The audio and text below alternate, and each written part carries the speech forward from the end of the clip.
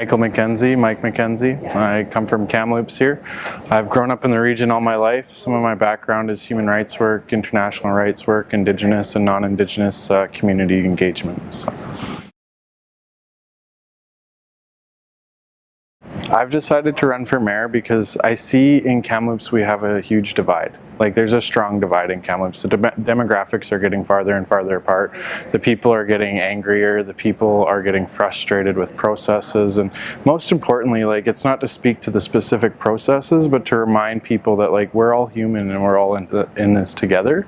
I'm not seeing a strong candidacy moving forward of the people who actually want to bring Kamloops together. So that's what I'm focused on.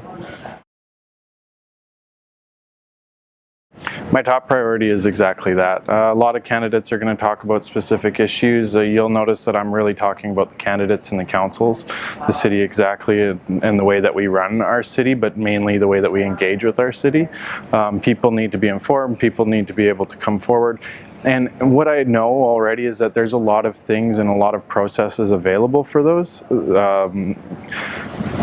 Moving forward, though, we're going to have a stronger city and a stronger collective in the next 100 years if we have somebody who's able to bring together the people on issues where they feel like they can walk into the city hall and be heard. They feel like they can bring issues forward without being, struck down or treated with any kind of disrespect. I really am totally interested in moving beyond like partisanship and moving beyond the whole you've got to be one thing or nothing at all. We need a mayor who's going to be all of this. I feel I represent a strong bridge in the community, bridge between youth and elders, bridge between politicians and young people, and a bridge between Indigenous and non-Indigenous peoples as well.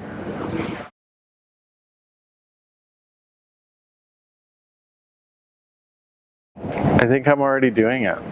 Most of my nominators are young people.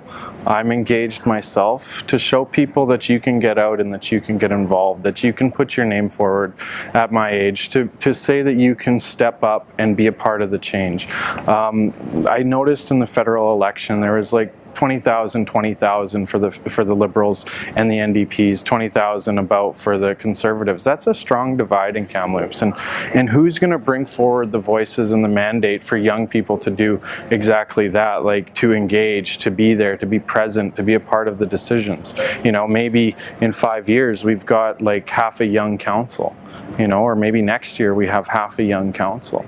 But for the next 100 years, the only way that our issues are going to really be addressed at this level is if we start getting engaged now. So I think what I'm doing is showing that it's possible, and hopefully throughout the campaign I can show people you can do an online campaign, you can do a zero waste campaign, you can do things in the city where you can be publicly present and you can be publicly active, and you can, after 4 or 5 years in university or some experience, you can get out and be involved.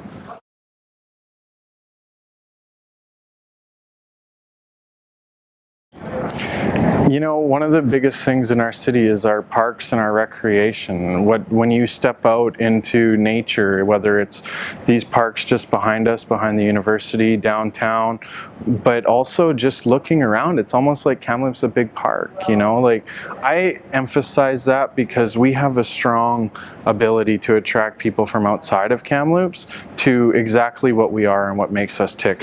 Sports, recreation, grasslands, we've got forests, we've got lakes, we've got a river, but the first thing I would say is go down to the river and enjoy yourself.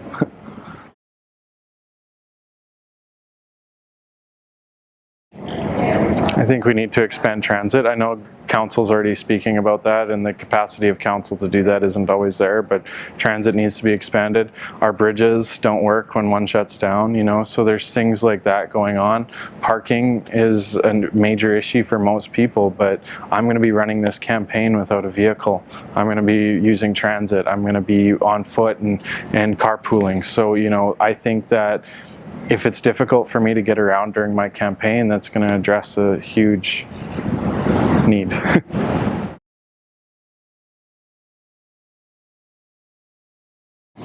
The biggest challenge we're already facing it. Like, we're moving into it. The reason I'm running in this election is because we're starting to face this challenge. If we don't have leadership and people who are at the core of our community willing to bring everybody together, in 20 years, we're going to be like the United States of America. We're going to be half and half, and we're going to be destroying each other. And we're going to have leaders who are one-sided, and we're not going to be able to get anything done. Like, we have a huge opportunity today to address these problems before that they happen. But if we don't address these problems today, that's what I see happening. You know, there's a lot of issues that are diverse, and they're going to come through, and I have the capacity to speak and to pay attention to those issues and to listen. Most importantly, though, moving forward, if we don't have somebody who's willing to keep the community together when those issues are at the front of everybody's mind, you know, we're going to have a really tough time living together as a community. So social capacity in Kamloops is dire. It's something that we need so badly right now. And youth are just realizing that they can get involved. You know, some of my friends even, just because I did. So.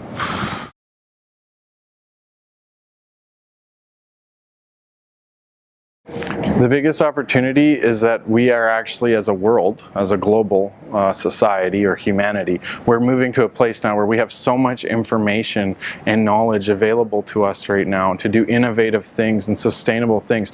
And we're not talking about just the environment, we're talking about human sustainability. How do you move past what we're doing right now? How do you grow and advance systems that exist here right now in Kamloops so that we're leading? You know, so the biggest opportunity is now, and in 20 years, it'll be here the whole time, is that we can shift now what we've done well into what we can do way better. And so sitting where we're at right now, just looking around, I see that there's people willing to do that. You know, you got 20 candidates for mayor or for council right now, plus 5 for mayor right this second, you know, and that could grow. And the thing is like, that's showing that people are really like, what are we doing here in the city? What's going on? And I see that the people running are bringing diverse issues, and they're bringing broad perspectives to some are very direct, some are very open, but we need that. We need the capacity to start molding ourselves into what it is going to look like for our children. So in like 75 or 100 years, what does this place look like? Will our children be able to look to their left and right and say, you know what, I feel comfortable and I feel cared about? You know, that's really important. So there's an opportunity now to address those issues before it's too late.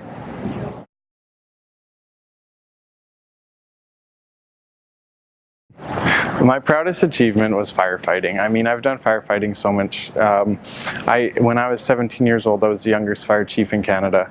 I mean, I moved on to become the youth representative here in Canada on several different boards and committees. I mean, firefighting got me to where I am today because of emergency services, because of operational guidelines, and because of the team, you know, the team, being able to do something as a team, knowing that, you know, you might have 3 firefighters that don't like rolling a hose that way. I mean, we got to do it as a team, guys, and if we don't get this done, I mean, this is, you know, we can't do this on the fire line, you know. So it gave me a lot of skills, gave me a lot of experience. I love that I can be there for people, you know, when I need to in a emergency capacity. It gave me the ability to deal with things on the spot, you know.